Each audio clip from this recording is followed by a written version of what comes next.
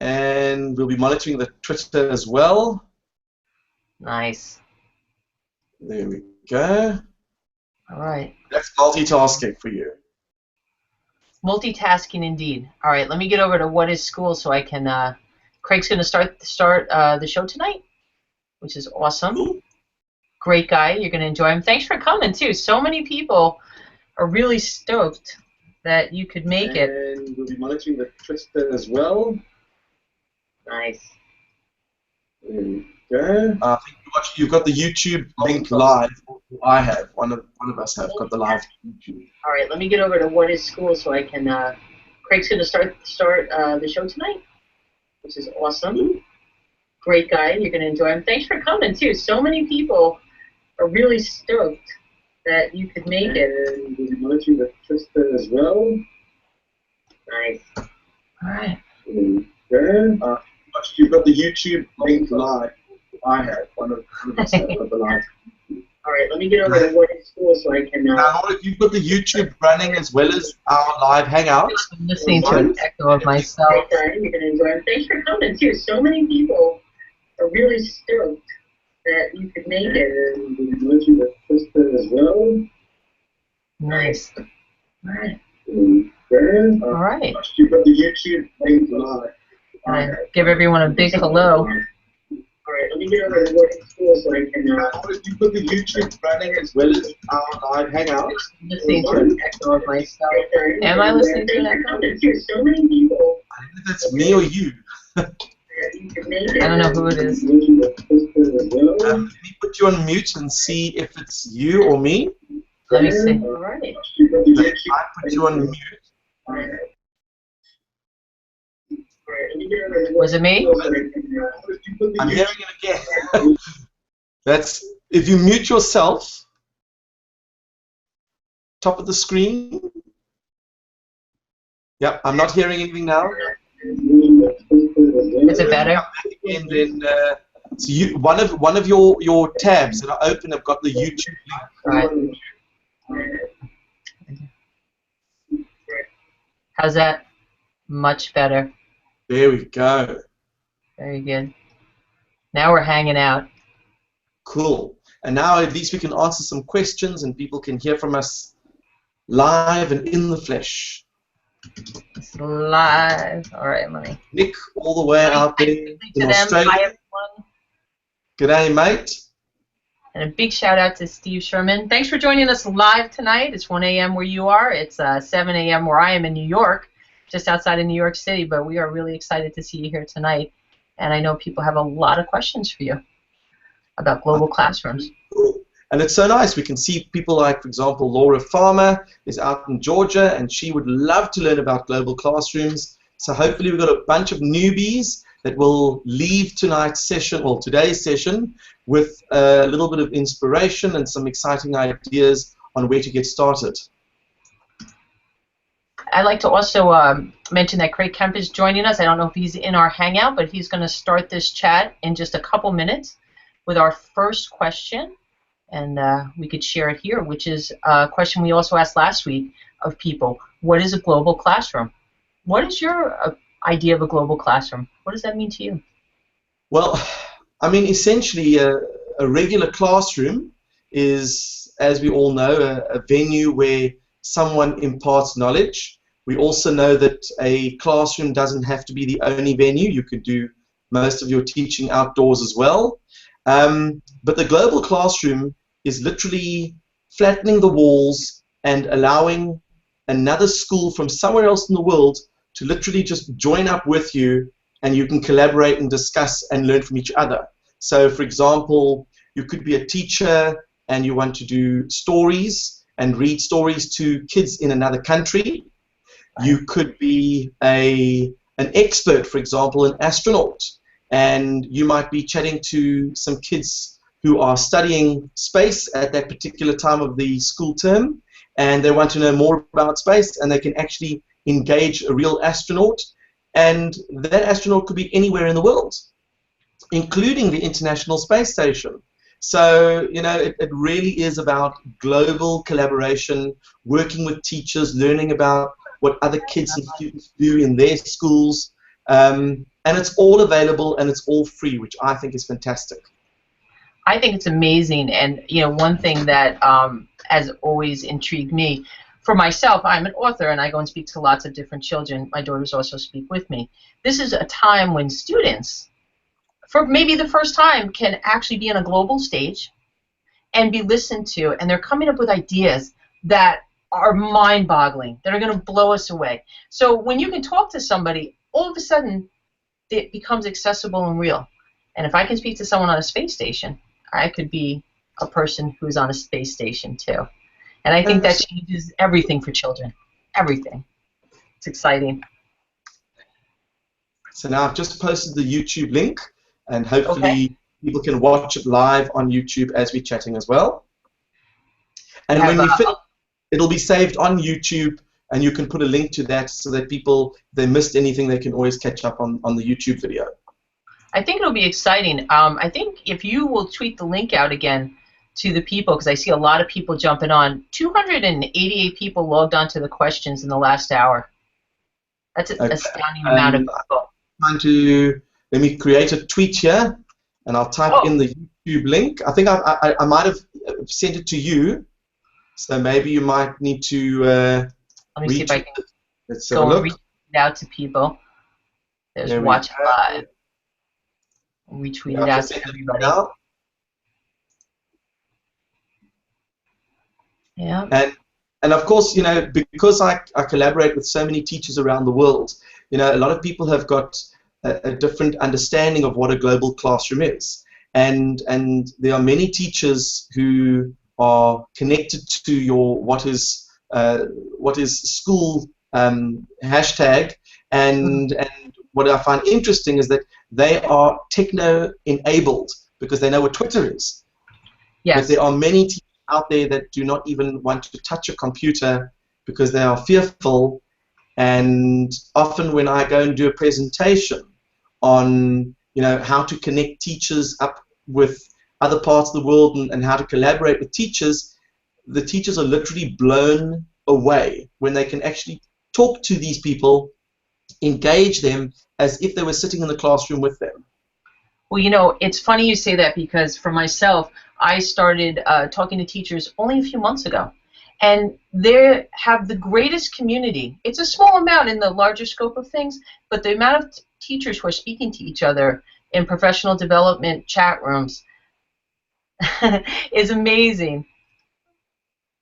Wait, what is open capture? There we go. What I'm doing is I've just loaded a camera. Photos of you. We're really pushing this technology to the limits tonight. I love it. Right back at you. I found that the teachers, they were talking so much, like you say, they're so excited about being able to communicate this way. A lot of them say if they could translate this to their students, that would be unbelievable. So how can they use Twitter? How can they go and I see some answers are coming up about what the global classrooms are. If we look down the list, quite a few actually. Global Classroom fosters a broad perspective. It isn't really a classroom at all. Yep. So many tools. I would have to retweet Don's tweet. Don said that it helps kids get a sense, get rid of the sense of ethnocentrism. I think it also teaches a lot of children that they're no longer in a bubble, that they are part of a global community. And when I was teaching a group of young kids in a very poor part of Cape Town, a little township where resources are incredibly limited. Some of these kids only have one meal a day. They literally live in a one-bedroom shack. And I managed to do a class where we connected with some grade 5s in the USA, and they were the same age. And these kids were asking them questions, what kind of music do you listen to, what kind of movies do you watch? And what I found amazing is that they were blown away that there were so many similarities between them and kids in a first world country like the USA. I mean, they just couldn't believe it. So I think it's a wonderful way to open people's eyes. I think so too. I think it's stunning to children when they do realize that the world is so small, and it's going to change how they create in the world going forward. I think we are on the verge of an incredibly exciting time in education as well as the world. And if you look back over the last couple of years, you saw TV change, you saw Napster change the way music went to business, you've seen publishing go and change the way they go to business, and now we see teaching also on the verge of a change that is incredible and interesting and useful, and just getting your hands around it is exciting. I wish I was a kid right now. Well, I mean, if wish you I was a kid. take all the big universities around the world, Harvard, MIT, Oxford, they are all offering online courses. Many of them are free, and you literally can study for free over the internet. And I think that, you know, a university that has maybe 10,000 students enrolled could now see it from a different perspective, because now they could have 100,000, they could be anywhere in the world, and because it's online, you could either do it live, where you have a facilitator that actually presents the content, or you can have content that people can access 24 hours, and it doesn't have to be a live feed. They call the asynchronous courses, which means that you literally could increase your student body 10, 15-fold at no extra cost to you, which is amazing. Fantastic. And for the students too. I mean, I think cost is a huge factor. I know as I look for my children's education, we're talking upwards of $15,000 to $20,000 per semester, which is an incredible amount of money to try to pay for education. It's unsustainable. And to think that now we can change the way that we go to business and even better our education, even have more opportunities because of it, because we can chat this way, is stunning. It's absolutely stunning. Completely. And it also, you know, some people say that because it's a digital discussion via Twitter, that it's only the text. But then, of course, when we enhance it by putting the video to it, where, you know, we're now having a face-to-face chat, you know, people say, well, it's not the same as actually being there. But if I can't get to the USA, this is pretty darn close.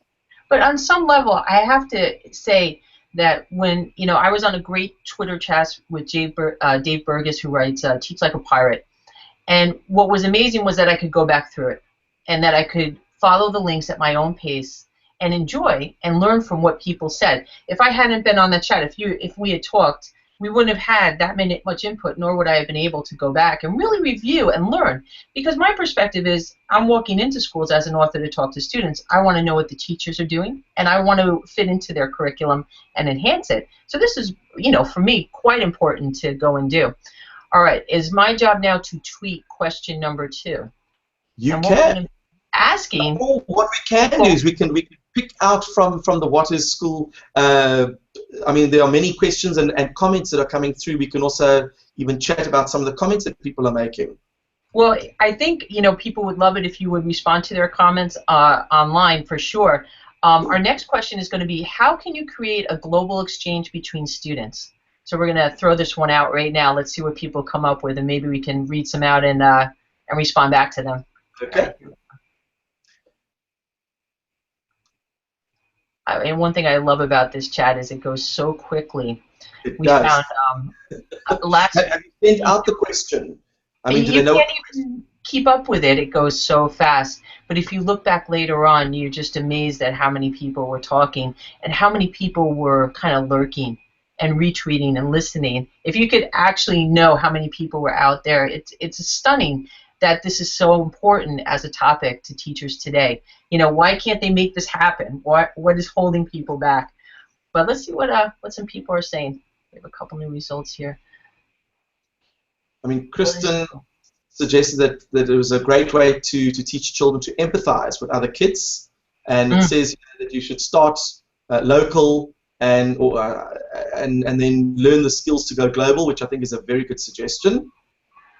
Absolutely. Make familiar. Shauna suggested that it obviously makes the strange familiar, which, you know, in anything that is new, it's always unfamiliar until you've tried it once or twice. Then it becomes, you know, run-of-the-mill. And I think that, you know, a lot of the teachers that I work with, because we are on a Skype group that is 24/7, there's always someone in the group to respond and answer questions. Right. And if you ever need support or some professional development, you know, it's a group of habitual givers. They just can't stop giving. And you're lucky to have them. Like-minded, you know, you're always learning, and it never stops. Right, right. It's really an amazing opportunity. I see Greg Kern is checking in from Australia, and he's telling us get beyond our own perspectives, push back against our comfort zone, which is a really great suggestion. You know, why use things passively if we can? Let's go out there and make some changes, and maybe students can even do some projects together. Have you done anything like that where the students have actually done a project together? Plenty. Where do I Plenty. start?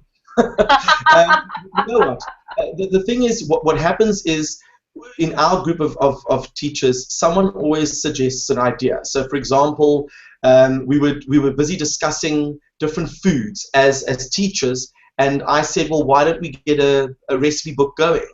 And literally within 2 minutes, we created a Google document, we shared the link, and everyone went back to their classes, and people started bringing out traditional recipes from their countries. Nice. And within a week, we have a full-on recipe book from all over the world, and it was just purely through the collaboration of these teachers and their students. But we have many situations where, you know, I've worked with, you know, a teacher once asked me in Denmark, could I teach his kids to read in Danish? And I said, sure, but of course there's one small little issue, and that is I don't speak Danish, but I love a challenge. And what I did was I created a word search from a poem that the teacher sent me. I asked him for a nice simple poem, and then I proceeded to read the poem in what I considered to be Danish. And the kids were laughing because they thought, what a pathetic pronunciation for all the words, and they were correcting me. And what they didn't realize is that they were actually reading the document, following it, correcting me, and they were actually getting through it faster than they normally would. And then to obviously reinforce what they were doing, then they started finding some of the words from the poem in the word search. So, you know there are a lot of opportunities from a teacher-student point of view, but now we have a wonderful website called Kahoot. And Kahoot allows you to run a live quiz, and you can invite kids from all over the world to join in, and as they fill in either A, B, C, D, E or as their answer, it then reflects how many people said A, how many said B, how many said C, how many said D, and then what the actual the correct answer is. And then it also shows you a leaderboard of who got the correct answer the quickest. And you know, that kind of thing allows kids to interact and talk. We have children in different countries doing presentations, and a whole bunch of teachers are busy watching the presentations and giving live feedback through a Google form. And then the kids can then learn how to improve their presentations, but from a global perspective, not just from one teacher. That's absolutely amazing. Is this, with this, you run this group, am I correct in that? I don't run the group, I'm just one of the teachers. It was started from a colleague of mine who's based in Austria, but we have about just under 300 teachers who are part of this group, and we work very closely together. A lot of us, you know, have actually connected with each other if we've come to each other's countries, and whenever there's an ISTE or whatever it is that goes on, you have about 7 or 8 teachers that congregate and connect with each other, and it's quite a social group as well. It's amazing. You know, my next question is going to be, how do people who are on this feed connect with that group, with your group? How can they get involved? Because they're going to want to. As soon as they watch this video, they're going to say, hey, I want to jump into your classroom. Well, I mean, you know, look, there are many options. For example, on Google+, you can always add different groups or interest groups to your circles. You can find, for example, math teachers from around the world. You can find history teachers from around the world. And then in those groups, a lot of the things that pop up, you know, there might be hangouts that are related to that particular topic. What I also find is that if you look, there's a Skype education group where it's a web page that Skype has developed where they link schools and teachers and projects together. So you could literally say, I'm a teacher of grade 7 students, and we are doing a project on puberty, and we would love to know, we would like to do a survey. Are there any other people out there that would like to get involved? And teachers might then jump on board and say, listen, our kids are also doing puberty. We would love to share and exchange information. Right. Yeah, I mean, there are also opportunities where you might have an Olympic athlete who is willing to chat to your class, and then you might even have someone like you who is an author and is willing to read to a class and then chat to the kids and answer questions about being an author and that type of thing. So it really is an amazing environment, and it doesn't cost anything. Well, and that's the most amazing part. I do that, and you know, as an author going into schools, there's always opportunity. I mean, for myself, that's how I make a living. But the enhancement, and I go in and I'll do programs with the kids and then follow up online. And we can talk as much as they want. I can put their things on my website, and for them, that's a huge thrill because now a writer and an illustrator is looking at their work and saying, this is great, let's put it up online. So it's a very exciting thing that this is all free. You know, what could be better than to be able to share this? And I think it gives the kids a tremendous sense of worth. You know, that their great ideas can get into the world and are really important too. All right, I'm going to tweet out question 3. Now, I know there's people out there who want to talk to you. Would you type back to them a little bit as we go through? Absolutely. They weren't expecting this, Steve, that we would be chatting live, and they're going to be very happy to get this video later. But right now, they're probably going, "What happened to Laura and Steve?" The next question is going to be, what projects have you done or could you do that include exchange with students in other countries? And we kind of just talked about that a little, so let me tweet this question out and we'll see where it goes. All right. This is fun. It is fun. I mean, reading is great, but then you sit there and you're fixated with text, but now we're having interaction, and of course, if people are watching it live on YouTube, they can hear our voices, and if they want to join in on the Hangout, they can just climb into the Hangout and ask questions personally as well. That's it. It's awesome. All right, they just tweeted out, what projects have you done or could you do that include exchange with students in other countries? Let's see what people are saying. Is it possible for students to create a new shared culture globally through social media during the school year? Want to answer? Let's have a look. Is it possible for students to create a new shared culture globally through social media? Social media during the school year? Absolutely. Let me reply to that one? Back a reply to him. And I'll say. I'll read some more of these as we're going through. We have done traveling buddies, email exchange, challenges, would like hangouts. We're here now, Sue. Always. Come on. In fact, there's a lovely little program. If you haven't, if you're not so clued up with Hangout or you're struggling a little bit with Skype, you can also try appear.in, which is also a new little tool, and it works quite nicely. You can also have group discussions and nice big windows on the screen as well. You know, I have to say I didn't have the Hangout installed, and it installed in about 2 minutes tops on my computer just now to talk to you. So it was that quick, it was that easy to use. And anybody who's not using it should definitely consider it. I think it was easier than Skype, and certainly to have 9 people or 10 people involved is fantastic. I think it's quite obvious that if you're going to, set up a discussion with 5 or 6 teachers, they could be based anywhere in the world, and to be able to get feedback instantly from these people without having to travel, it really makes a huge difference from an efficiency point of view as well. Absolutely. Here's Bethany Hill, who also runs a great literary chat during the week. She asks, I can't wait to hear experiences on this. As a new principal, I need ideas to share with teachers. You want to tweet back to her? Do you see her up there? Sure. I'm going to tell her that she should contact me,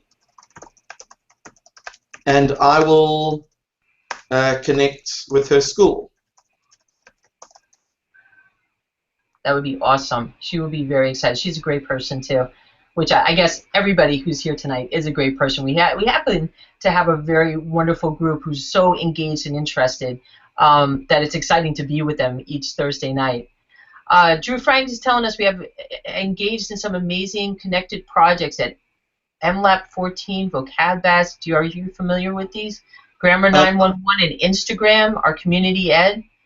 Yep, Any other? I've seen quite a few of these. But look, there are so many. There's the flat classroom programs. There's even one from South Africa, the Traveling Rhino Project, where there's a rhino that goes from school to school around the world, and the kids blog about it, and they keep a journal on what things about their culture, and then they pass that book and the rhino onto the next school somewhere else in the world, and it's about drawing awareness to saving the rhinos, which, as you know, is an endangered species in South Africa, and we've been experiencing a lot of poaching, which has diminished the rhino community, and we're trying to, well, the person who started it, based in Cape Town, is obviously trying to promote the idea that animal conservation is important, but it has a global connection aspect as well. You know, interestingly, you've mentioned two things which I think everybody, or children at least, are always connected to. One is food, which always works for me, and the other is animals. And those are two topics in which any child could find interest. And I think it's great that those are the ones you're kind of using as a global idea, because in that respect, who wouldn't want to be involved, and who couldn't? You know, I mean, everybody can speak on those arenas. I'm looking down the list here. Eric Sandberg says, I've facilitated several virtual field trips for kids that connect to inquiry science units. Zoo folks are always great. So exactly tied into what you're saying, and a reply to him. You know, what is really awesome is when you start taking technology onto the next level. And I have seen, for example, a person wearing Google Glass taking people on a tour of, let's say, CERN, which is the Large Hadron Collider under Switzerland. And he was walking with his glasses underneath all the tunnels, giving a guided tour, and the students who were part of that Google Hangout were able to interact with him and ask him, what is that? And he was turning to his left and right as if they were standing there. So that was taking a Google Hangout onto the next dimension, which I think is mind-blowing. That must have been mind-boggling. I would have loved to have seen that, to actually feel like you're right there. But isn't that the whole point in the end? I mean, I think that students are going to invent things. I'm digressing a little. But I think they're going to come up with things that we can't even conceive of yet, because so many of us with technology are just enamored with the button pushing, with the reaction of the technology to our actions. And when I look at my young daughters who are 8 and 11 and other children who are really creating amazing things, I'm blown away by what I think they're going to come up with. And I can't even imagine their ideas. Yeah, I mean, one thing that I find interesting is that, without being too political, because I know it can be quite controversial, is that, you know, because we don't live in a bubble, because we have different religious and political aspirations around the world, and people have leanings towards different religious and political persuasions, you know, there are a lot of events that are taking place around the world, and sometimes it's always fascinating for kids to actually talk to people in those countries to get a real sense of what's going on, because the media doesn't always portray everything in an accurate way. Agreed. Completely agreed. I used to be a television producer, and you're absolutely right. Here's a thought, though. I had, in my travels, I've worked a little bit with libraries. And I heard of a fabulous idea, which was to make a prejudice library in which people could actually ask questions of others who were very different from themselves, with, you know, kind of an immunity to any sort of verbal backlash, you know, and really ask pointed questions to help build understanding. And I think that's kind of a neat thing to create. I think that's a great global environment to create, and I would almost love to be able to do that with students too, and just say, we're going to talk to some people and be able to really speak to them and ask whatever we want, even if it's a little personal or embarrassing.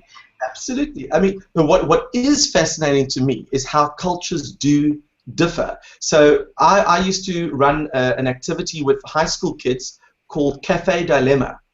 And what happens is you get a group of kids and teachers from all over the world, all part of a Google Hangout, and they are all at an imaginary cafe, and I bring them a menu. So each group gets a menu, but instead of serving food, I serve them food for thought. So the topic would be something like the death penalty.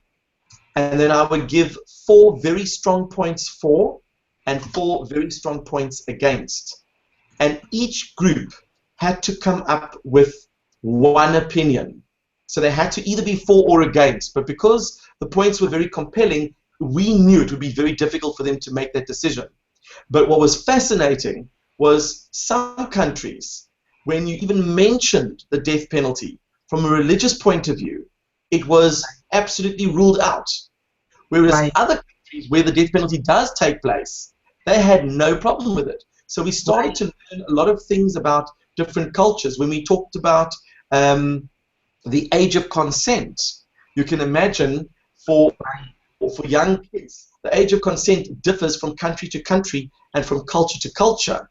We spoke about, let's say gay marriage. How do people feel about gay marriage? And of course, once again, that one, different cultures, different religions, they obviously brought their viewpoint. What I find amazing is that as a person, we are brought up with a certain opinion. And I think it's so nice to be exposed to a different perspective, because that helps us to start the debate, to start the discussion. And that's what learning is really about. And we might never do that if we didn't collaborate. No, I agree. And there's always a thought, at least here, that, when you're in kindergarten, you play with the person next to you, no matter what they're like, no matter what they're doing. And it's an interesting thing as an adult to try to get back to that point, because we do have so many prejudice ingrained in us naturally. I mean, come on, let's be realistic. We all have prejudice. It doesn't matter. If I walk down the street in New York City and I see someone with a hoodie and it's dark and it's scary and he's a big guy, I'm crossing the street.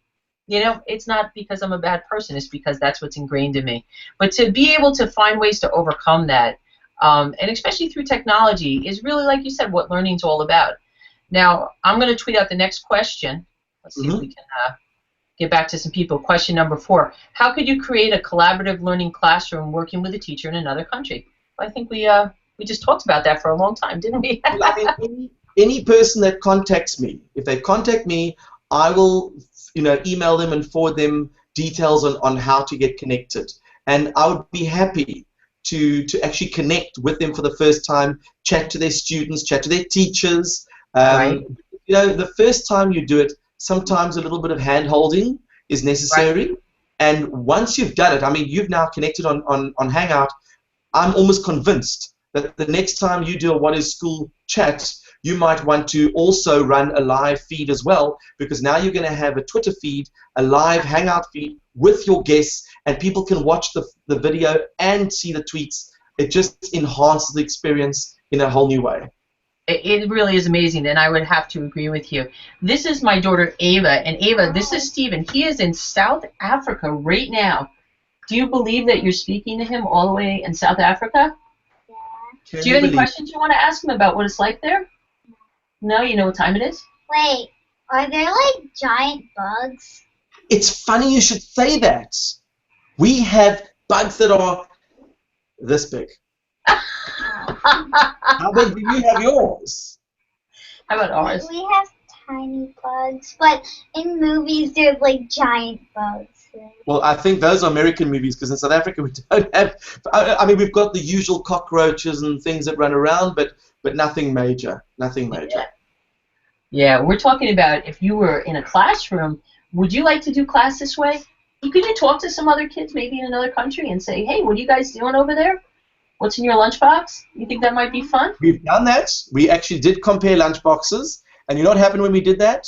We did Denmark, and we had a school in Cape Town. And when the Danish children opened up their lunchboxes, you know what we discovered? What? No sugar. And all the kids here in South Africa had candy and crisps and all the things they shouldn't have, all the sodas. And then the kids in Denmark were very happy. They said, why don't we swap lunches with the kids in Cape Town? And the kids in Cape Town said, no, because yours is too healthy. I don't think you would swap either your Oreos for some carrots, would you? No way. So now, did you go to camp? What? Did you go to camp? Go to camp? What? She's going to go to a science camp next week. And That's what I like to hear. Are you a science fan? She's, What? I'm only going because my mom's working there. yep, I'm No, helping set up a science camp. You are a science fan, aren't you? And then, but she's going to build Lego robots as well. I without her didn't mom. want to do it. My mom actually just forced me. Oh yeah, I see the whips and the chain. You know what's interesting about the Lego robotics? In fact, we're busy doing it here in Cape Town. In August, it's the National Lego Robotics Championships, and we're going to get the kids to build the Lego Mindstorms, and then they're going to compete on a table. And if they win, then they go to the national championships, and if they win that, they get flown overseas to the international championships. Is he one of the Wow. people that follow you on Twitter now? Yep, we're having a Twitter chat right now, Big Girl. Wait, this Can is you not believe Twitter? This is not only on Twitter, but it's being broadcast around the world. Oh, I don't know. We are multitasking. Surprise. Do you have one more question you want to ask? Because then we have to kind of get back to our business here. One more idea. What's about South Africa? Are there big snakes there? We do have big snakes, but I mean, if you go to certain parts of the U.S., in fact, if you move down towards South America and you go towards the Amazon, you guys have got anacondas and stuff which are way bigger than our snakes. I think the biggest one we have is probably a python, and the python, I'm sure you've seen a lot of people have those kind of pythons, and they put them around their necks and they bring them to school for those snake shows and that type of thing. But our other snakes are Like, it's very, very scared of snakes. Yes, that is one of my fears. I've tried to overcome, but yeah, the heart races and I do get a little scared. Okay, I get really If a scared. snake anywhere near me, I would be running just as fast as you.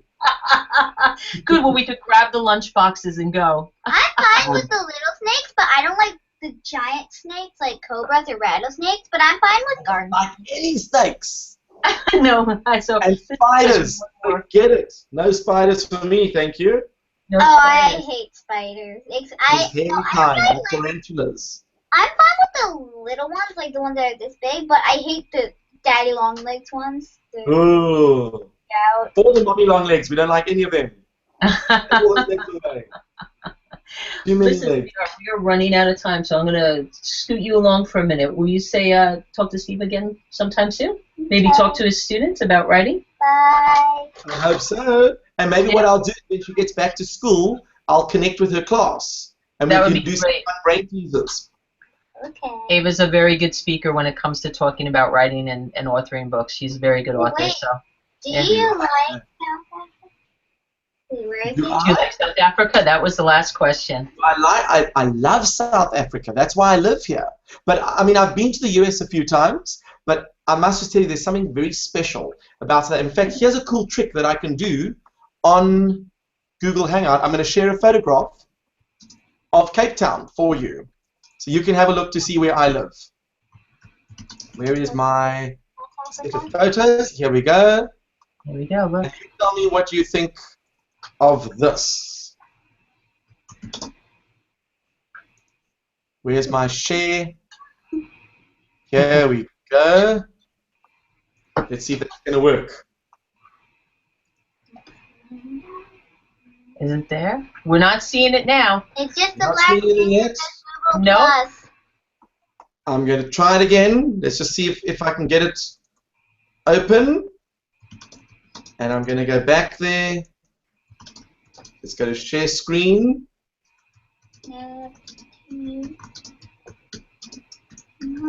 All my other little windows are closed. I'm not sure why it's not allowing me to share.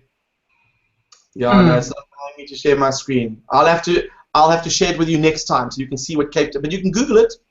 There and you see go. I have one more question. One more question, cutie. Were you born in South Africa?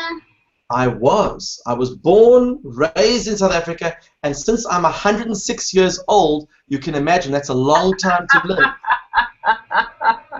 He's 106? He's teasing you, sweetheart. And you look marvelous for your age. Oh, well, thank you, thank you. We're going to go back to the screen and answer some questions for the people. Thanks for Sure. joining us, Viva. I'll watch. All right, you can go You ahead. can watch. That's awesome. It's nice to have the kids involved. In fact, we have a couple people who talk with their teenage children about what is school and about the ideas that we present here. And my feeling is it's their education, so you know you should have a voice too. Let's see what's going on back on the field here, back on the Twitter screen.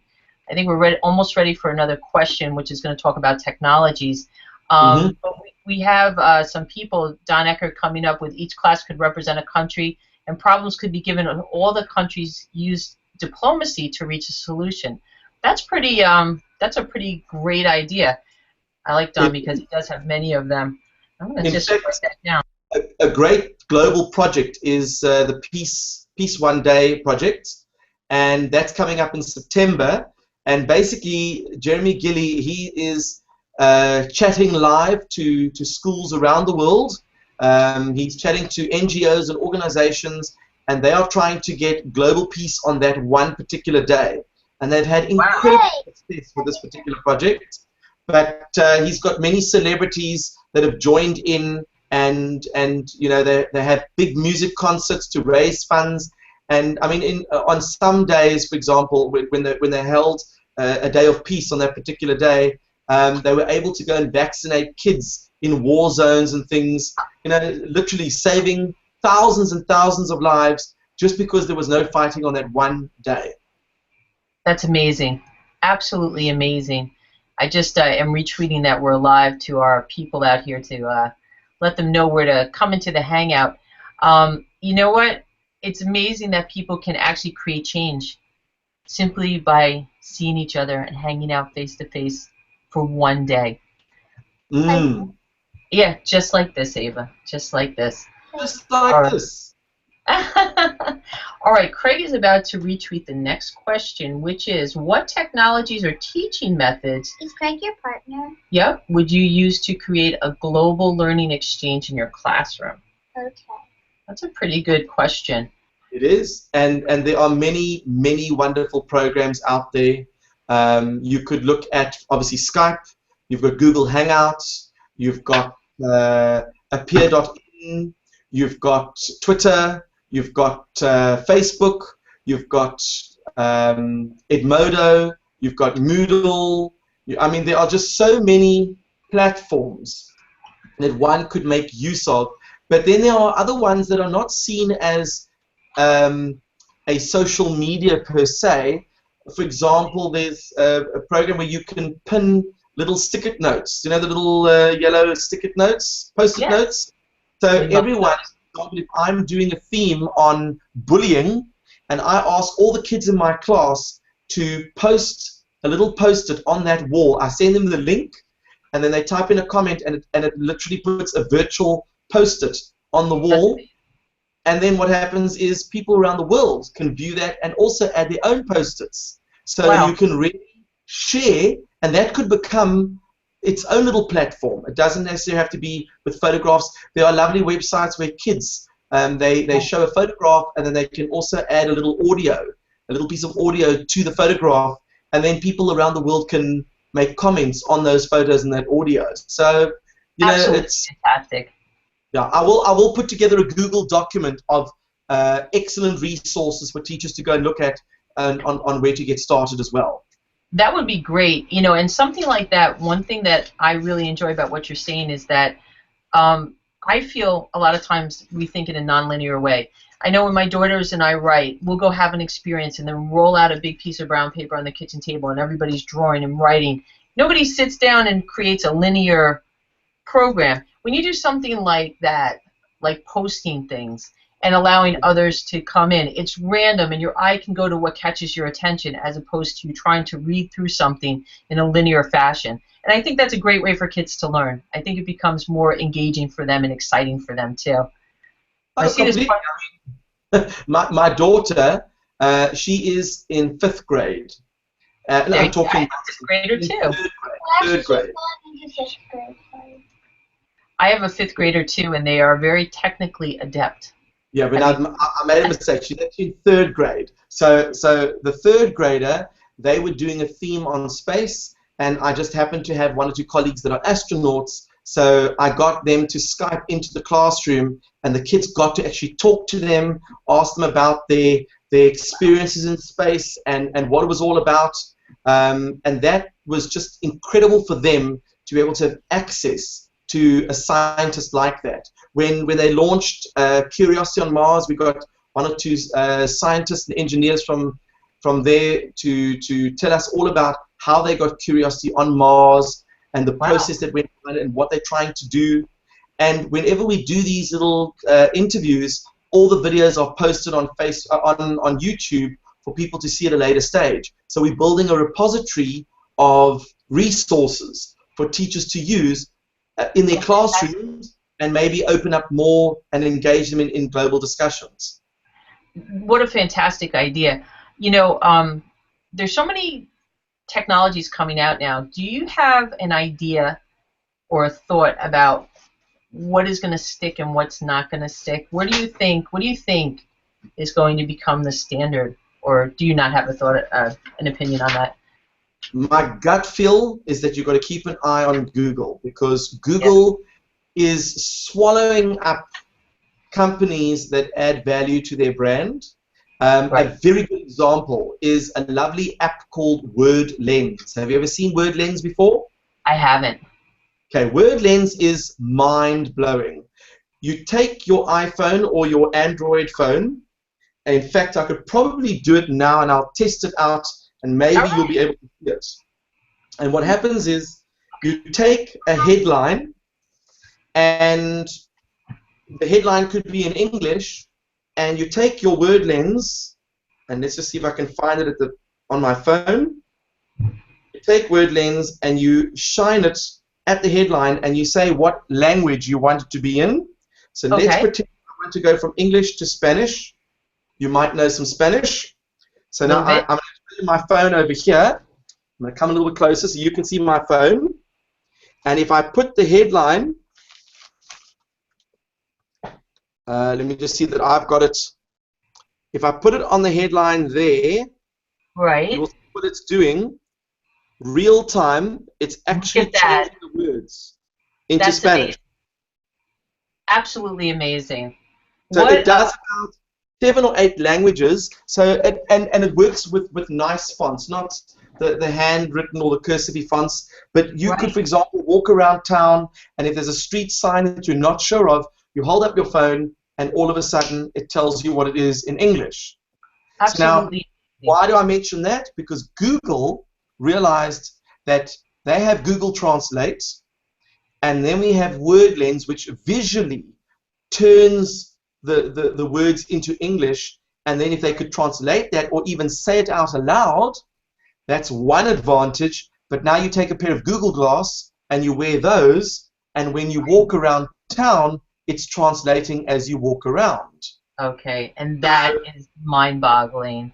So that's why I say keep an eye on Google, because they're obviously looking at ways to make our lives a lot easier. When Skype started off, they were offering group calling, but of course at a premium price. Google made it free. And once they did that, all of a sudden, Skype is now offering it for free. So I think Google are trending from that point of view. I think, once again, we've talked about free, and at this point in time, free is the way to go. I was curious, as you know, America debates our net neutrality and how we're going to use our broadband, whether it would become, you know, Google Chrome is very popular in the classrooms right now, and so are iPads on a one-to-one basis. So as that argument comes down, you kind of go on one side, if we lose a lot of our net neutrality, it might be more of an app-based world than we want it to be, but you know, in the end, like you say, Google can do that too. And they really have some amazing products coming out, so we shall see. Yeah, I mean, look, I mean, let's be honest. We know that Apple is quite strong in the market, and Android is giving them a good run for their money. And I'm sure there'll be other operating systems that will pop up, even the Windows operating systems that feel that they, you know, the Windows, I think it's the Surface, they feel that they can compete. What will happen is that, you know, Google will work on all those platforms. So it's for them, it's not even an issue. They will make sure that their software works on everything. That's amazing, and it's going to be a very exciting time to be a teacher. You know, I talked to a fellow today who runs a really nice website called Talks with Teachers with his wife, and one thing that we were speaking about was that he's teaching high school, and I said to him, you know, my feeling is that we're going to see a lot of change very quickly all of a sudden, and it's not going to be that long. To me, it's 10 years, because the high school student you're teaching in 4 years is the teacher who's now teaching children who have been brought up using an iPhone and have used all these opportunities and abilities that we're talking about now as kind of being foreign. And all of a sudden, if that's a 4-year window, you know, 6 more years, and bam, with those people in place, there won't be any question about the use of technology in schools, how much it's being used, or the unbelievable creativity that I believe we're gonna find. All right, I am.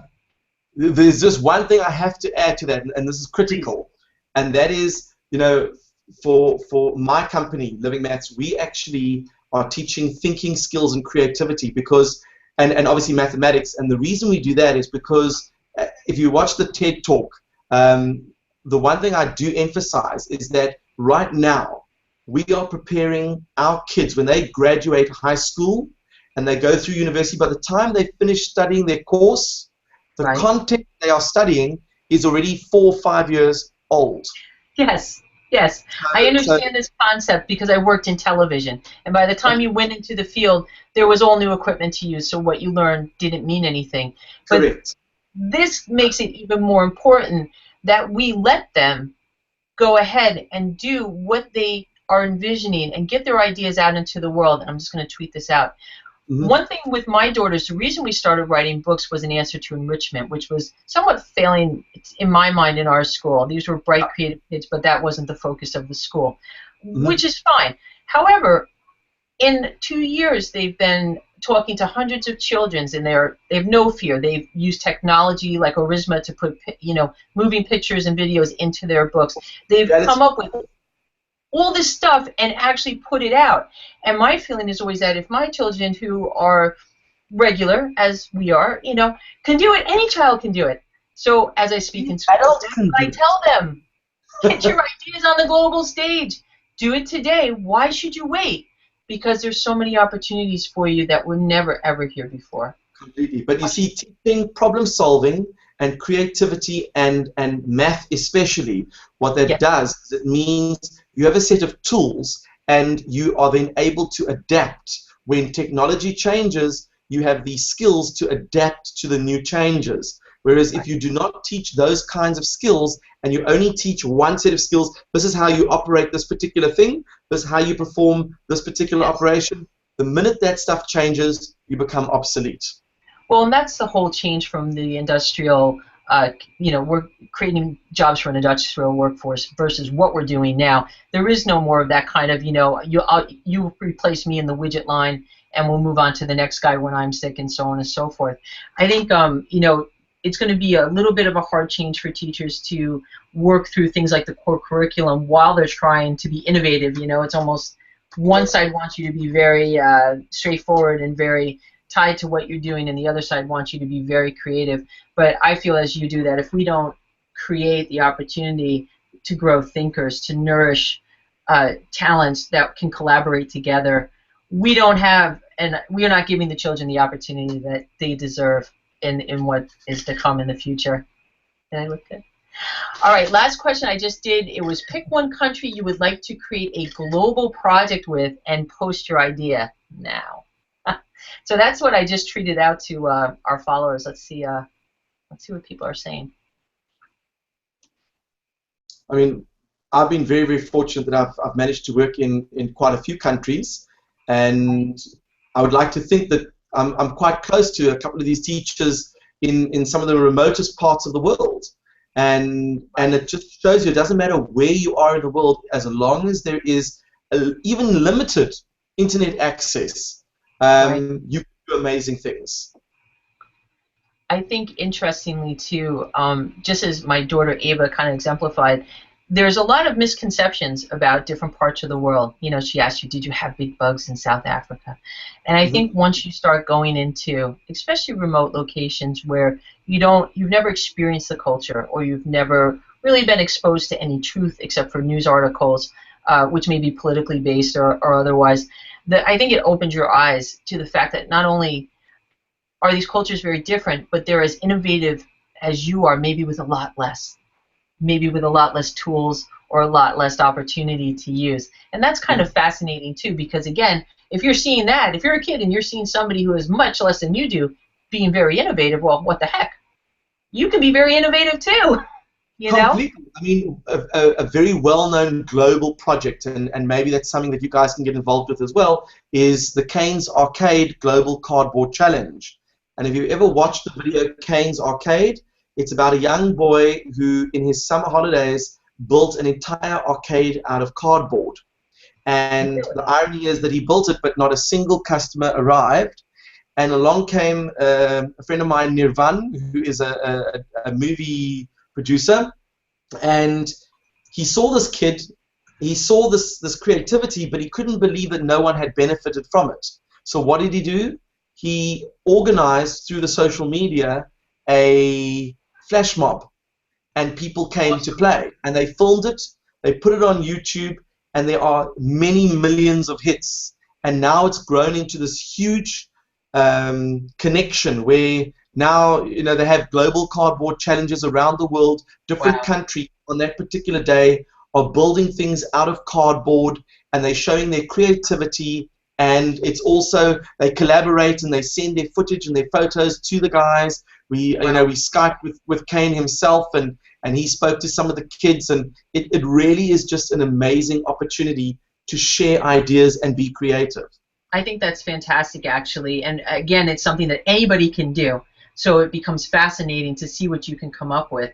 Really great idea. I had an idea, and I don't really know how to get it started, but I wanted to create a video chain letter where I could start a video chain letter with a class in America, and we could talk about something that we're interested in. It could be topical, it could be different for everybody else. Send it to you, and your students can add on to it, and you can send it to somewhere else. That's very simple. It's fun very to simple. do.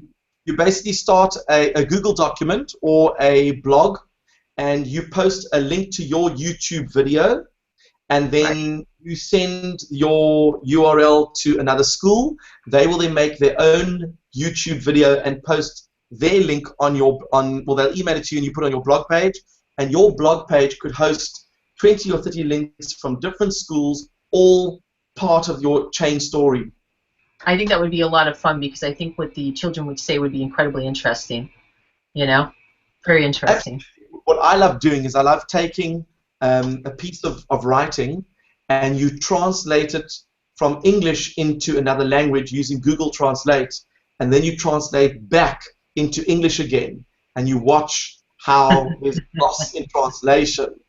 And it's fascinating because people often in different cultures, they make that mistake when they when they convert back to English. They actually realize that what they're saying doesn't really make as much sense. It's funny, we play that game in America and we call it telephone, and it's a child's game, and it is hilarious because nothing ever comes out the same at the other end. But it also shows us, you know, that we're all human, and you know, this might be the last minute that we get to speak here, but you know, a lot of pressure is being put on students to perform, and something like telephone shows them it's okay to fail, and it's great to fail because through failure we find success, I think. So it's a very interesting concept when you actually give them a chance to laugh at themselves and laugh at each other and realize that, you know what, it's not really a big deal if you don't get it right. Yeah, it's okay. But not completely, but you know what, I think a very cool thing for teachers to see, if you want to see what the classroom of the future is going to look like, a lovely video to watch is A Day Made of Glass. And they show you how, and a lot of the stuff that is in that video is already available on a small scale, but it would cost you a lot of money because, you know, to scale up, it would, a special table with touch sensitive screen is like a giant iPad. So it's possible, you just haven't done it yet. But a lot of the stuff, when you see it, you realize that the kids of tomorrow their classrooms are going to be phenomenal. It's going to be unbelievable, and it'll probably be more comfortable and more interesting than anything we've ever experienced at all, which is great. I am personally very excited to be able to watch their ideas unfold and to be blown away. Personally, I would like to be blown away by the ideas I see students coming up with, and I would like to see some of those amazing concepts maybe that I've read about in science fiction become true before I'm too old. Well, maybe they're more science fact than science fiction, actually. Well, it's interesting too. There's been some talk about why do we separate subjects so much? Why don't we blur the lines more? And truly, the things technology does allow us to blur the lines more, and even socially with the children. Now you have different groups with different abilities, but the technology connects them all. So it's very interesting to go in and see that level the playing field a lot for them. Good stuff. Good stuff. And what I did notice is that Paul, he noted and I'm just going to retweet what he said there. He said that students come to school for two reasons: to learn or to be loved. Right. That's a fascinating observation. I do think that kids come to school to learn. I'm not always convinced that teachers are there to teach. Maybe it's something in South Africa, but I think that because of introduction of new curriculum where there's a lot of assessment taking place, a lot of teachers are starting to lose a bit of patience with the teaching profession, and hopefully this technology will allow them to become more efficient and to fall in love with their teaching again. I think that's a great point and really well said, because there is a lot of pressure on teachers right now to perform, and it's hard to measure a teacher's success. It's as simple as that. So maybe technology will be the bridge. What is hard for me is that as we talk, we can look later and see how many people were involved, but this is such a small percentage of people who are here now talking about this.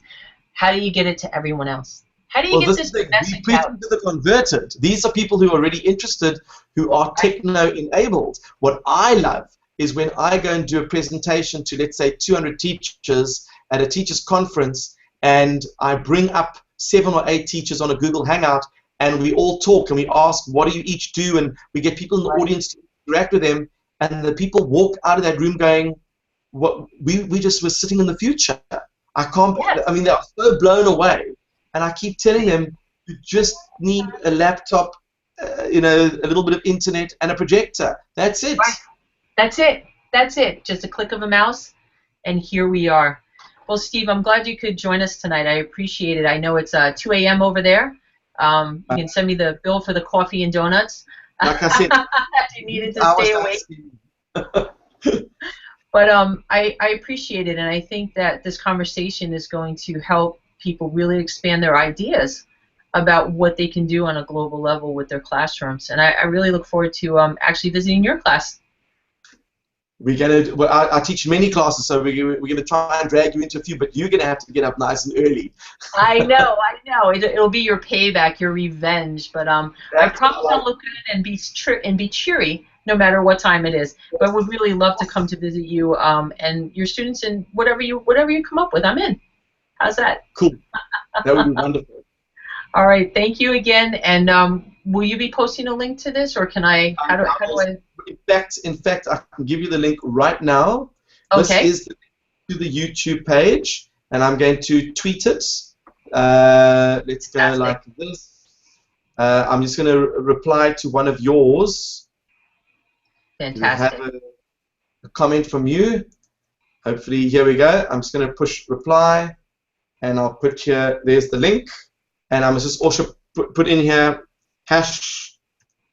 what is school,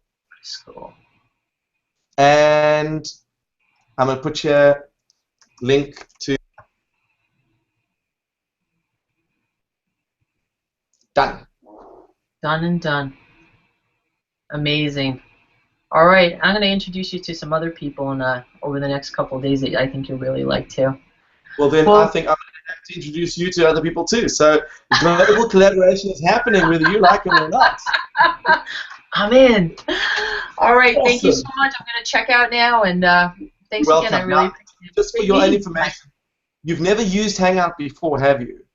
I haven't, and I got to tell you, I like it better than Skype. This is one of the most awesome things that anybody could do, and if there were 9 of us here, it would be incredible. Noisy, but incredible. It'd be like my house at Christmas time. Well, no, you can mute people if you feel that they're making a bit of noise. Ooh, well, that's kind of a nice option to know about.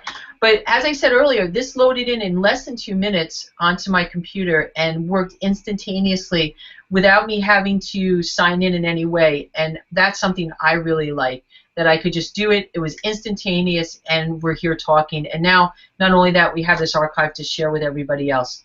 Awesome. Absolutely. I just want to show you, if you've got 5 seconds, I want to show you a couple of little tricks that Google Hangout does that you can't really do on Skype. The first thing you'll notice is at the bottom of my screen, I've got a lower third. Yes, I do see that, and it's very nice. So when you actually do make videos of future chats, you install your lower third, and you can not only have your name and your website there, so that when people watch the YouTube video, they always have that contact. But of course, you can change your outfits. And let's just see if it's working. There we go. There we go. King Steve follows, which is pretty cool. Very cool. Maybe we could. What else have we got? I think there is facial hair that we can add in. I can change the backgrounds too. We can add sounds. These are all very cool little features under Google Effects. I think I can do the beard. You can do a beard if I find the facial features that is working.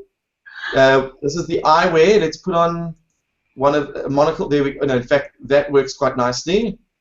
Let's see. There we go. Oh, there we look at you. Got my devil horns on tonight. And a bit of a beard. There we go. Mask. And then bring out the camera. Okay, now this is way too much fun. Here we go. Isn't that awesome? How we're going to be remembered. That's the way it works. And there are lots of other little features here. Obviously, you can share screen. The top left-hand corner, you'll see a little blue thing, and that's obviously the chat. So you can go and you can share links and that type of thing in the chat, which I think is also pretty cool. Very cool indeed. All right, well, now I know I'm going to have a lot of fun with this stuff. All right, Steve, I have to jump now, but thank you again for joining us, and I brought you cake. Thank you, thank you. And then, because you brought me cake, I think I get to do the drum roll. Let's have a look. Where's the sound effects? And there we go. Excellent. All right, we'll see you. It was very nice next time. And the conversation, there's a little red telephone on the top of your screen. Okay.